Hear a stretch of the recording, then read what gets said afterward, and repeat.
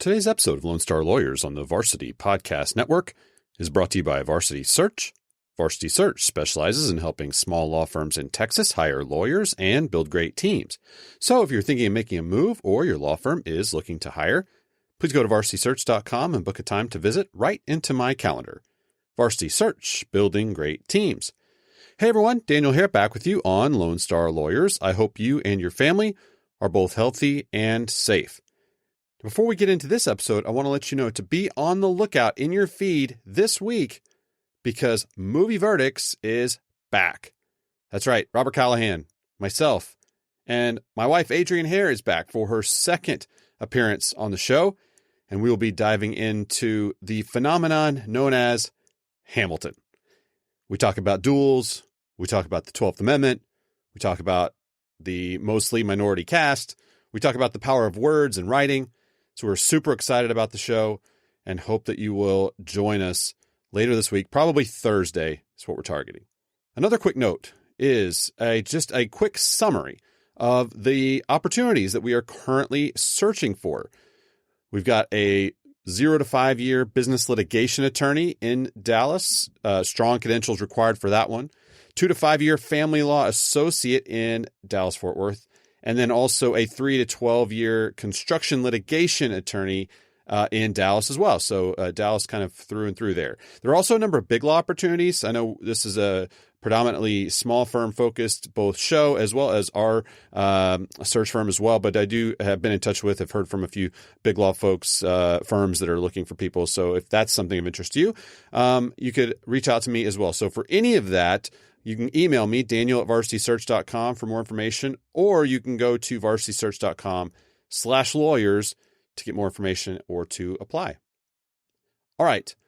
With all those Dallas opportunities, it seems fitting that our guest today is in Dallas as well. Brandon Lewis is a partner with the high-end litigation boutique firm Reid Collins Tsai. Brandon's practice focuses on financial frauds, fiduciary breaches, and professional malpractice. Texas Monthly has repeatedly named Brandon a rising star in business litigation, and Benchmark Litigation named Brandon to its under 40 hot list in 2018 and 2019. All right, with that, let's hop into our conversation with Brandon Lewis on today's Monday Mentors episode of Lone Star Lawyers.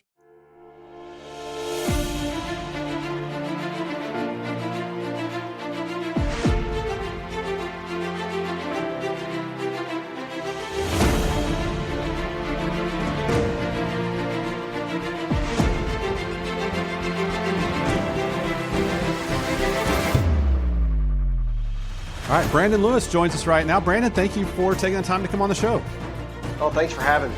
Well, I'm excited to visit with you.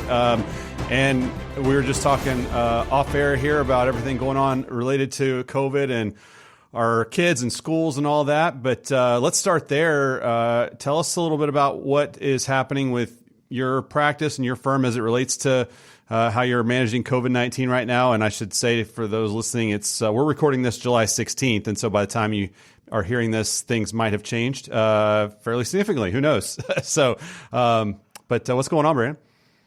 And changed hopefully for the better by then. Right. Well, in our practice, we have shuttered our offices. We did that early March. I got an email while my family and I were on spring break saying, hey, we're shutting everything down, but we're all continuing to work remotely, and my firm is really geared towards working remotely. Yeah, that's nice.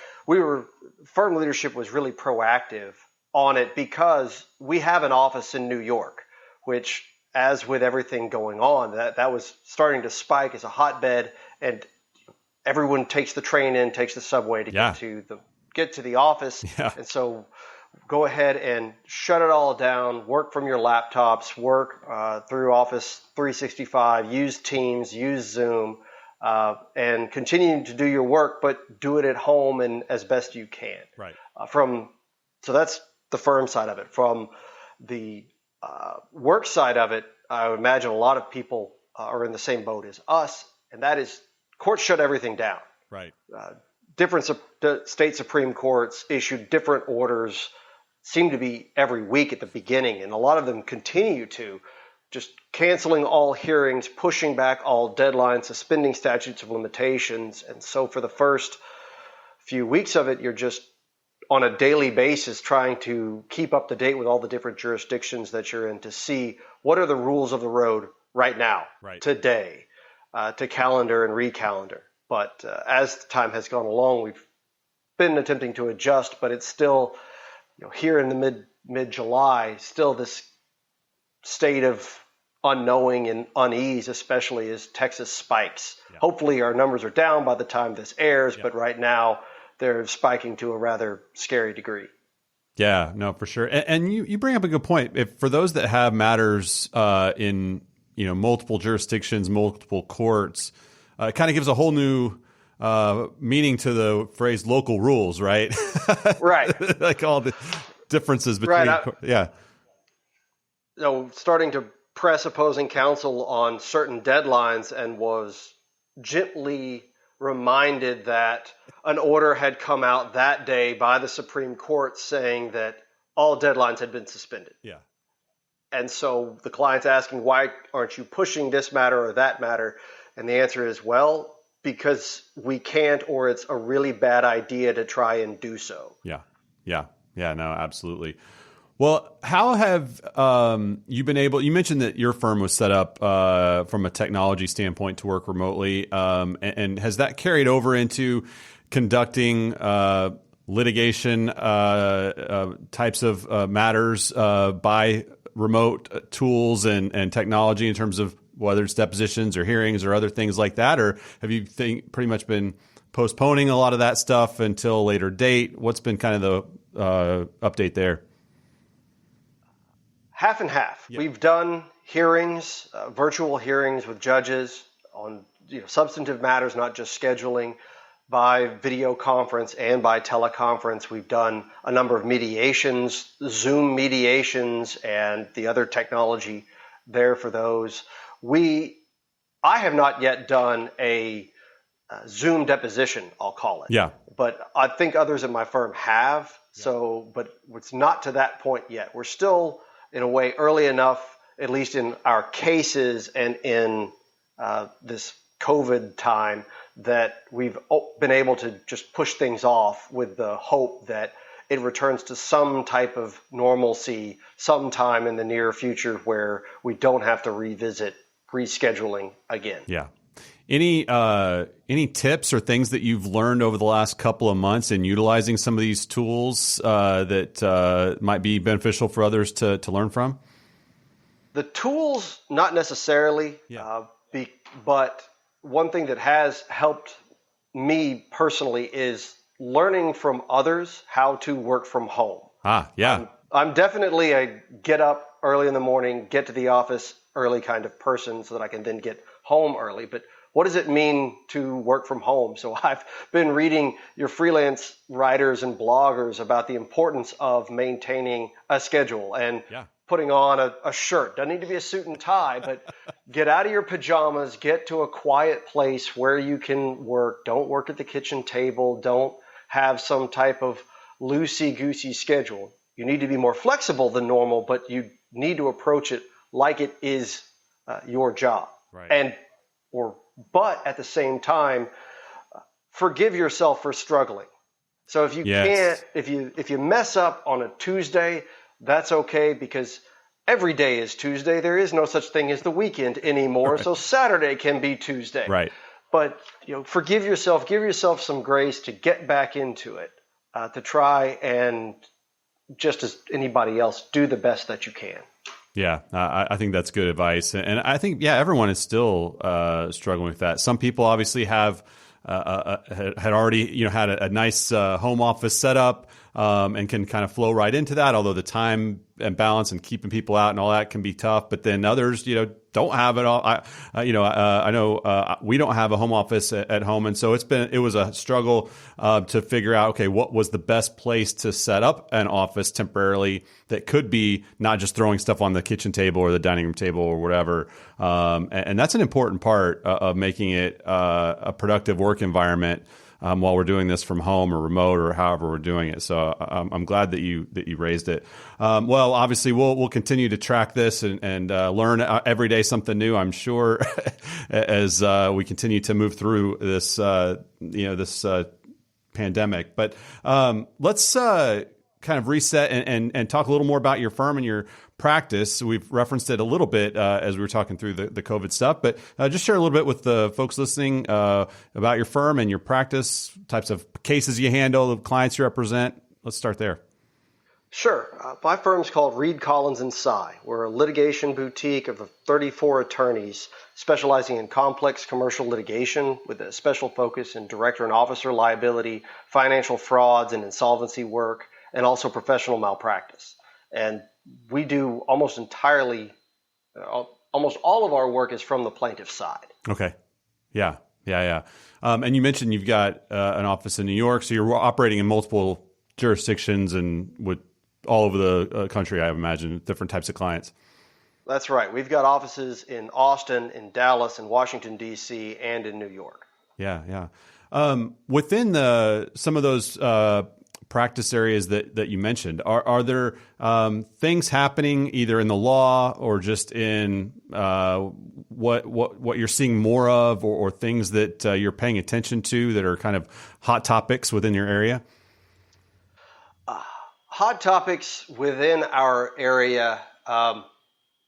There's a lot changing on the bankruptcy scene. Yeah. So I myself am not a bankruptcy lawyer, but I am a bankruptcy litigator. A lot of our lawsuits arise when companies fail.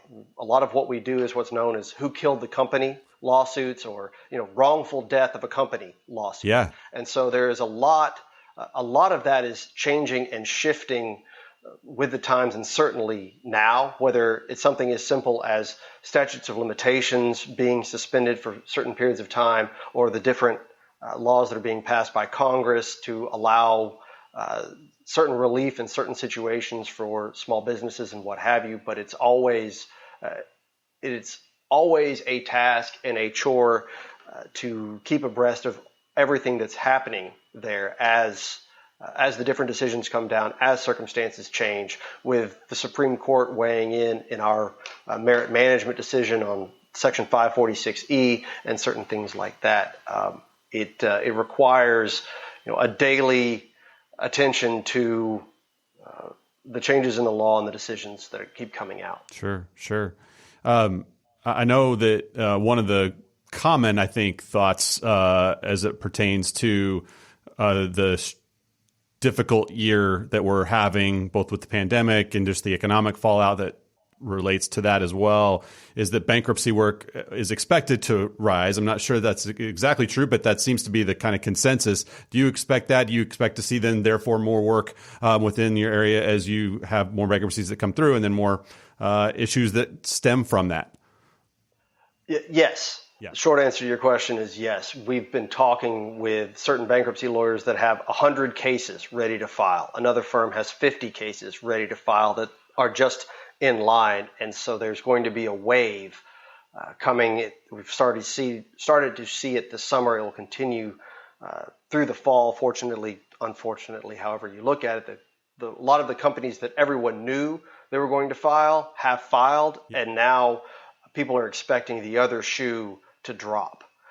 So for my work in my practice, the silver lining is that this pandemic and the downturn is going to expose the fraudsters. Yeah. There are folks that are struggling and the businesses are failing because of the economics that are out there and the situation that they face. But there are also those that have been living on other people's money, whether from creditors, from lenders, from investors that have propped up their lifestyle in all sorts of different ways. And now the music has stopped. And that's where we come in. That's when our phones start to ring. And we expect to see that, a lot more of that in the fall, in the months coming. Yeah, no, that makes sense. Well, I wonder if you might share with us maybe something that you learned as a young lawyer when you were first getting started that was an important piece of advice or just an important concept that someone gave you that has become part of who you are and is important, you think, in who you are now as a lawyer? Sure. Two things come to mind. One is if you're a young lawyer, I can't tell you how important it is to read Mark Herman's A Curmudgeon's Guide to Practicing Law. It's published by the ABA. It was handed to me when I was a young lawyer. And to me, it's this secular Bible for what it means to be a young associate at a law firm. Mark Herman was a former partner at Jones Day. He's since moved in-house, I think, at Aon. And it's short, it's an easy read, and it contains page after page of invaluable advice. Awesome. Yeah.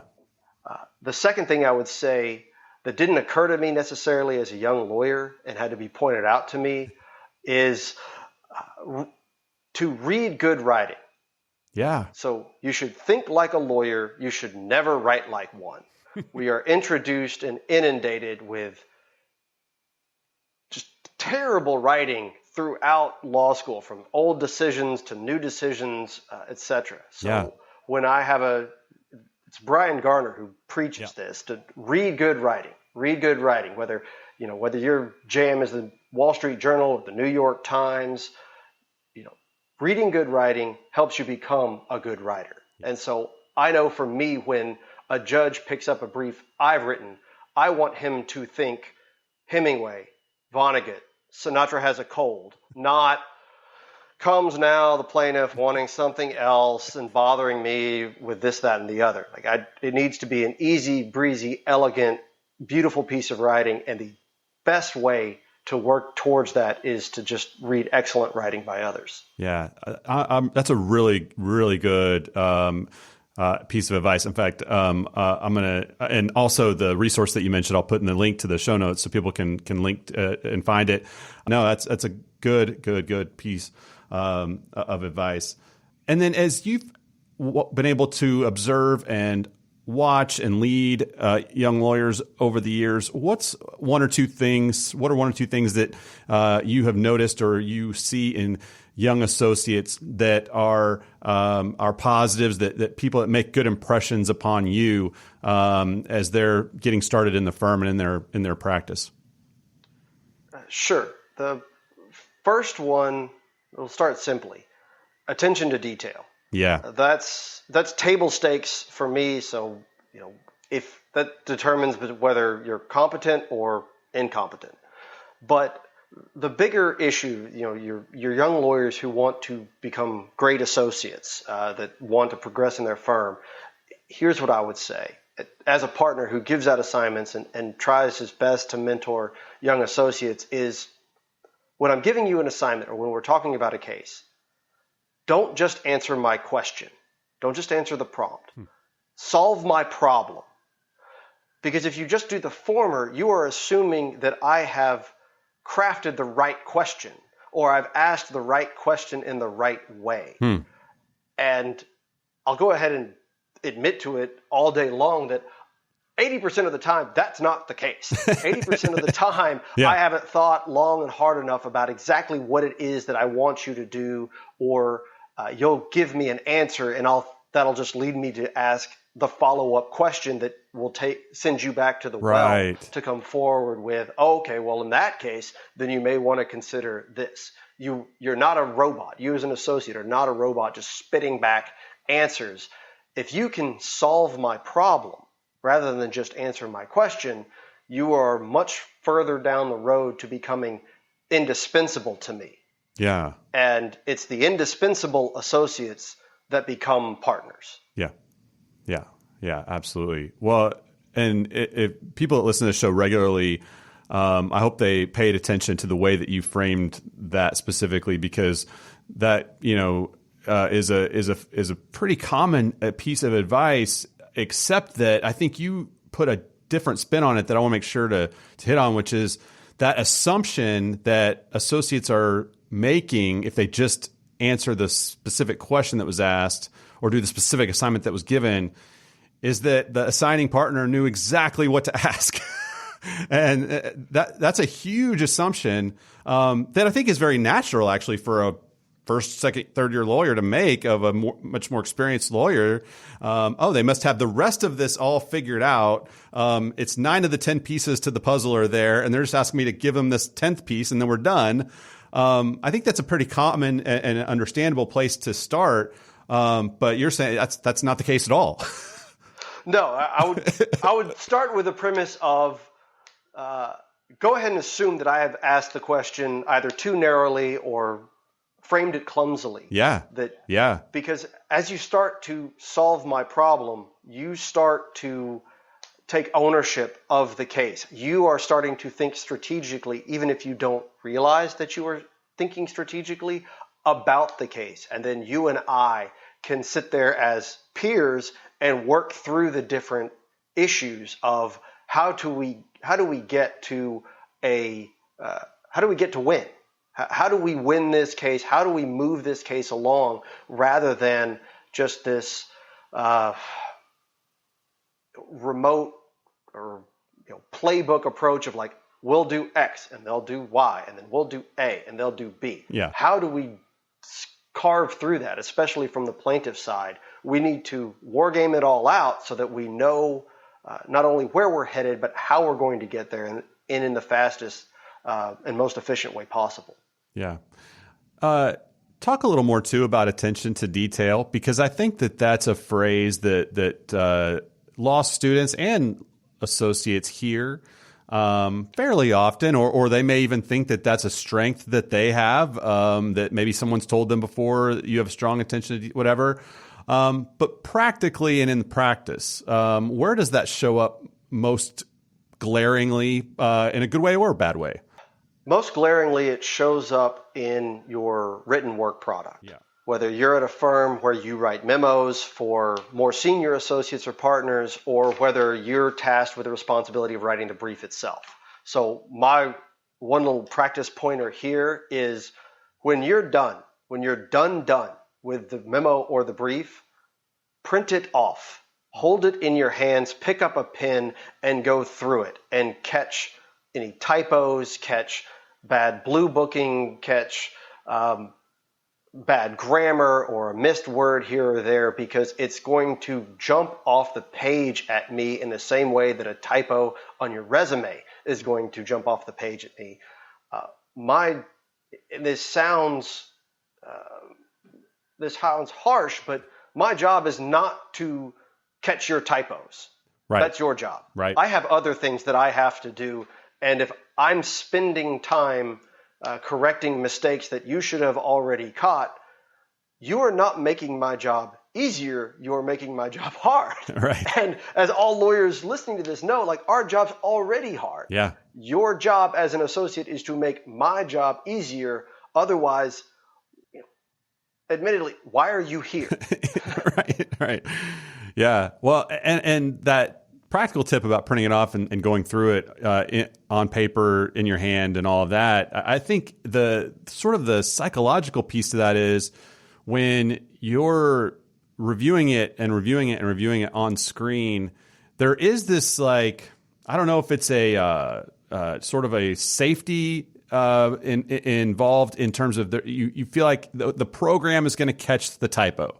The program is going to catch the grammatical mistake, or tell me if I'm using too much passive voice, or whatever it might be. And that you sort of fall back into a sense of comfort if you don't see anything highlighted red or green or blue in your, right.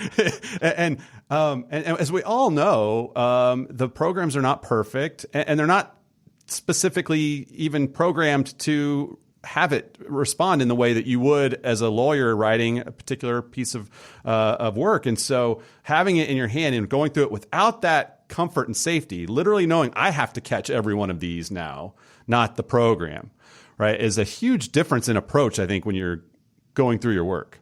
Yeah, and I notice that when I'm reading stuff on the screen, I may not be looking for the red squiggles, the blue lines, or what have you, but I'll still skip over stuff. Yes. My eyes won't see it. Yeah. It's on the screen, and I don't read nearly.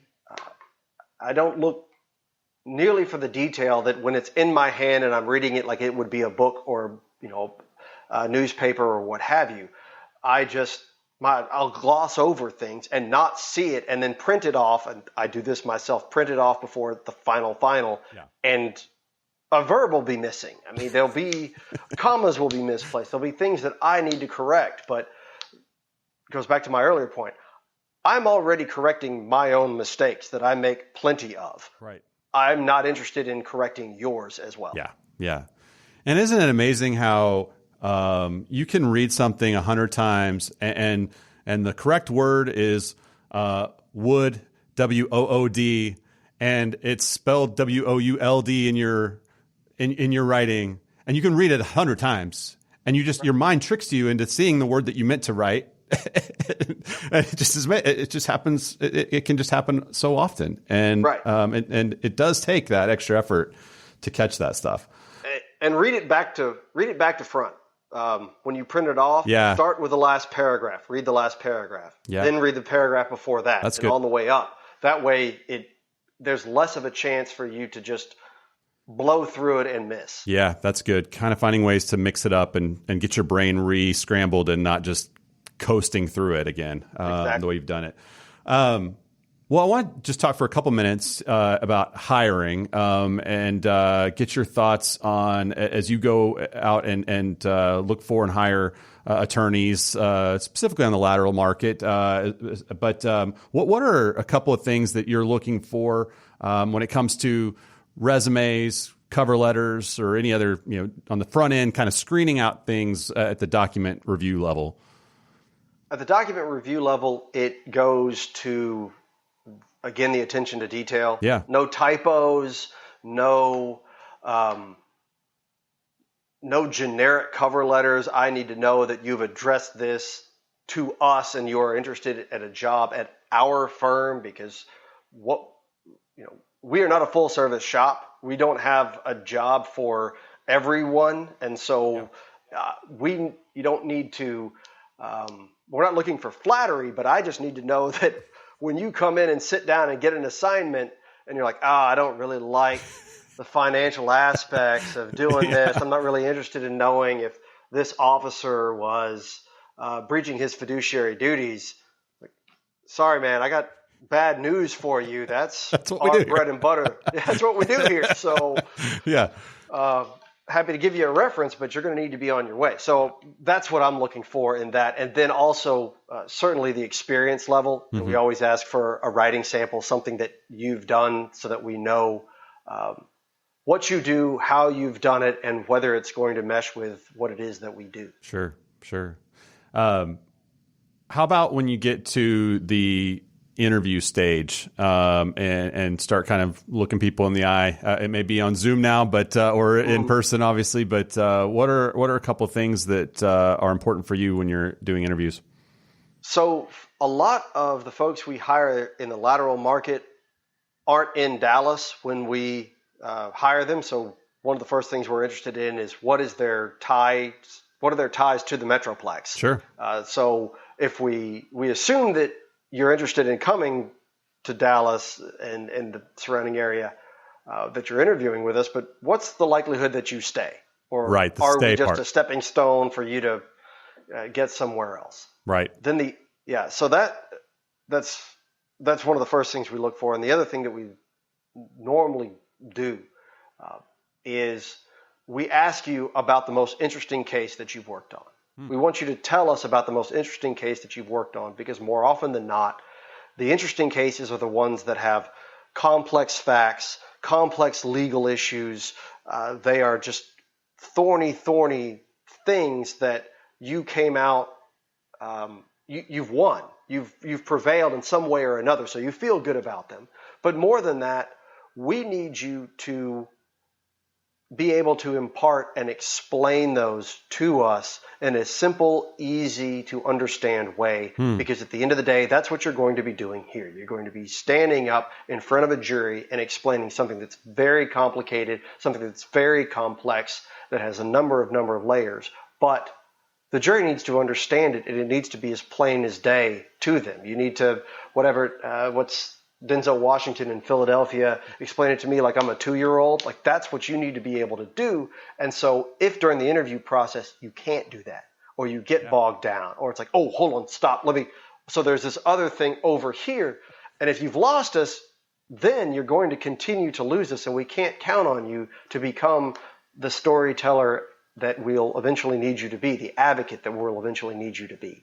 Wow, yeah, that's really interesting. So yeah, a lot of tangents and digressions, and I forgot about this. That'll that'll be going the wrong direction, huh? Right. Well, interesting. Well, last topic, real quick before we wind up our time, is on business development and growing clients, a book of business, client development, that kind of thing. What is your advice specifically to young lawyers who, maybe not be asked to do that at this stage of their career yet?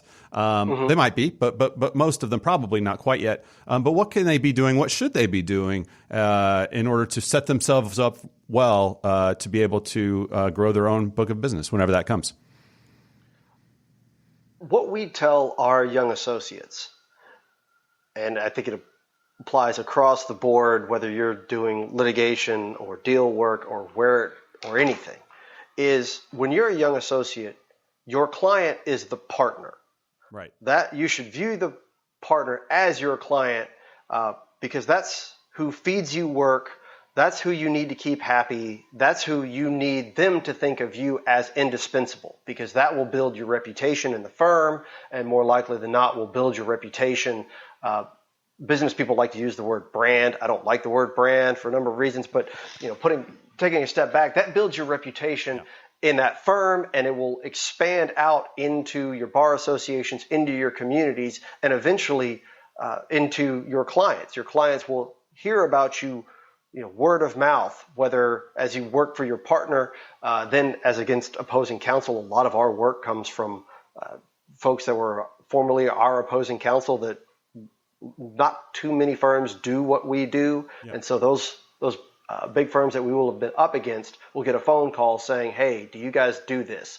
They'll say no, but we know some folks who do. Right. You should call Brandon Lewis at Reid Collins because he did this, he handled it this way or that way. I think that you'll like it. So that's something that's first and foremost. And then the second is for the young associates, and really at any level, is to be purposeful and be targeted in your involvement. Don't just, you can go to the different networking events to networking, but I'd be surprised if there's any lawyer who's going to come on your show or write an article that says, you know what, I built my book of business by carpet bombing networking events, and someone picked my card out of a 4-inch stack and decided to call me. Right. So you only get out of an organization what you put in. So decide what clientele you want, figure out where those folks organize and what they do, and then go and add value with targeted involvement in that organization. Yeah, I think that's well said. Well, Brandon, we are winding up our time, and I've got some rapid fire questions to end with. If you're ready, we'll go with those. Yeah. Awesome. All right. Name one trait or characteristic you most want to see in an associate. Good judgment. Awesome. It's like speed in an athlete. You can't be taught. You either have it or you don't. Right. What habit has been key to your success? Learning from both my mistakes and others, and borrowing and stealing from others' great ideas. Anything that you heard me say today that you thought, oh, that's a great idea, that's a great insight, I stole it from somebody else. Sure. Feel free. I'm happy to provide all annotations and references, but none of them are my own. Right. Any bad idea that you heard today probably came straight from my mouth and straight from my brain. Your favorite app or productivity tool? Outlook, an Outlook calendar, and OneNote. I don't think I could practice law without both of those. For sure, yeah. Your favorite social distancing activity? Well, I said my favorite activity during a lot of our stay-at-home orders and pandemics is cooking for my family. Nice. I normally only get to do it on Saturdays, but now that I'm here, it's certainly not every meal, certainly not every day, but getting the opportunity to get up, make breakfast, make a dinner here or there throughout the week is probably where I get most of my joy these days. What's your favorite meal to make? Pork chops. Oh, nice. That'd be great. All right, last one. Favorite legal movie? Favorite legal movie? You already quoted Philadelphia. I don't know. Should I assume that's your favorite?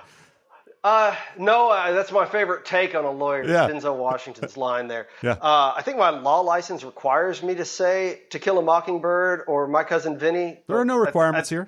I think for me, it's a civil action. John Travolta, Robert Duvall, civil action. Yeah. It's like a lot of those great lawyer movies, A Few Good Men and Lincoln Lawyer, that kind of start out with this focus on a lawyer who's maybe a little too slick for his own good, coming back to realize what the practice of law really means. But I like a civil action because it goes a step further and shows you the dangers that ego and zealotry can have.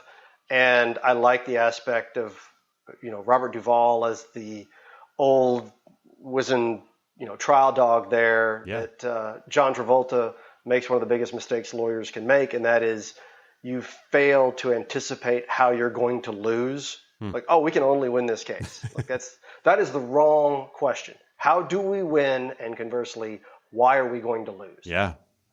Well, that's a great selection. And really, you can never go wrong with anything Robert Duvall's in. I'd say that's pretty safe for sure. Well, awesome. Brandon, thank you again so much for taking the time to be with us. Really, really appreciate it. Thank you, Daniel. All right. My thanks again to Brandon Lewis for joining us on the show today. If you enjoyed this episode, would you consider doing two things for me? Would you subscribe so you don't miss an episode? And then would you rate and review the podcast in iTunes or wherever you get your podcasts? If you have suggestions or thoughts about the show, or if I could help you in any way, please email me, daniel@varsitysearch.com. Also, don't forget, if you or someone you know might have interest in any of those opportunities that we mentioned at the top of the show, you can go to varsitysearch.com/lawyers for information about those. And keep an eye out, as I said, later this week, probably Thursday, for Hamilton, our movie verdicts special episode. All right, that's it for today's episode of Lone Star Lawyers. Thanks again so much to each of you for listening. I'm Daniel Hare with Varsity Search, and we'll talk with you next time.